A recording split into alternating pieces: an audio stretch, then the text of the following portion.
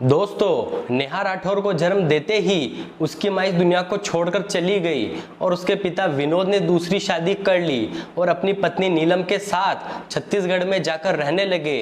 रेखा की दादी गंगा देवी ने उसे पाल पोस कर बड़ा किया।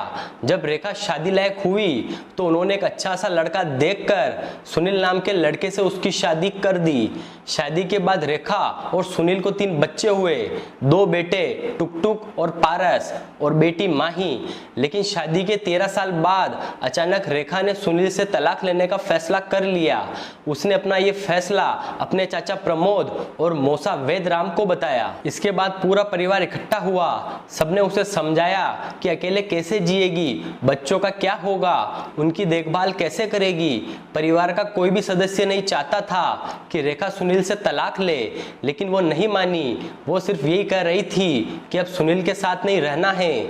जब रेखा ने अपना फैसला नहीं बदला तो सारा परिवार उससे नाराज हो गया और सुनील से अलग होने के बाद सब लोगों ने उससे मिलना जुलना बंद कर दिया।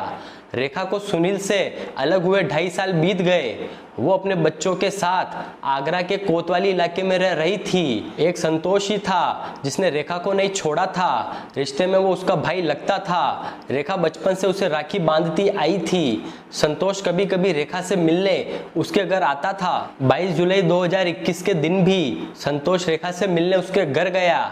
जैसे ही वो रेखा के घर पहुंचा तो घर का मंजर देखकर उसकी चीखें निकल गई। रेखा और उसके 3 बच्चों की लाशें खून से सनी पड़ी थी। पुलिस ने इस हत्याकांड की जांच शुरू की तो उन्होंने रेखा की पिछली जिंदगी के बारे में भी पता किया। उसकी कॉल डिटेल्स और सोशल मीडिया अकाउंट्स भी खंगाले गए। पता चला कि 3 साल पहले फेसबुक के जरिए उसकी दोस्ती जुनैद से हो गई थी। वो रामपुर में रहता है और पुराने वाहन खरीदने बेचने का काम करता है।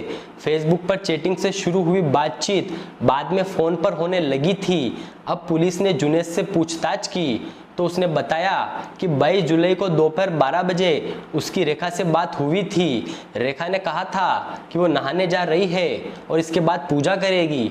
जुनैद ने दोबारा फ़ोन किया तो रेखा ने फ़ोन नहीं उठाया और 2 बजे बाद उसका फ़ोन बंद हो गया। अब पुलिस रेखा के घर और उसके आसपास के सीसीटीवी फुटेज खंगाल रही थी। एक सीसीटीवी फुटेज चेक करने पर पता चला कि एक युवक रेखा का लैपटॉप वाला बैग लेकर जा रहा है।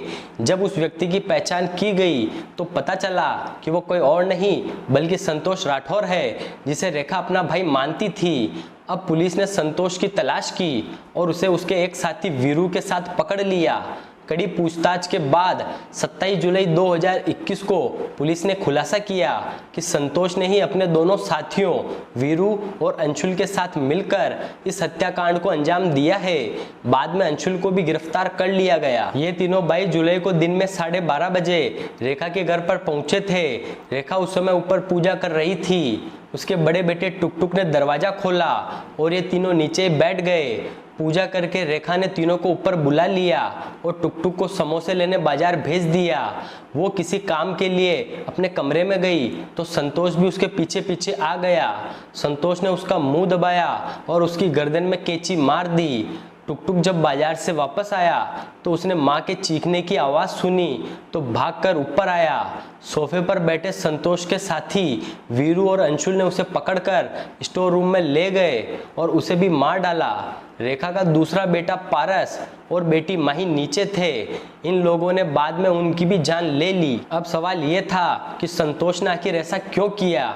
दरअसल संतोष ने रेखा से 2 लाख रुपए उधार लिए थे। इसके अलावा भी वो उससे पैसे लेता रहता था। अब संतोष ये पैसे लौटा नहीं रहा था और रेखा फ़ोन करके उसे भला बुरा बोलती थी। उसने एक बार संतोष को कुत्ता भी बोल दिया जो उसे बहुत बुरा लगा था। संतोष के पास उधार चुकाने के लिए पैसे नहीं थे, इसलिए उसने 4 लोगों की हत्या की साजिश रच डाली। दोस्तों, इस हत्याकांड के बारे में आपकी क्या राय है, हमें कमेंट करके ज़रूर बताइएगा।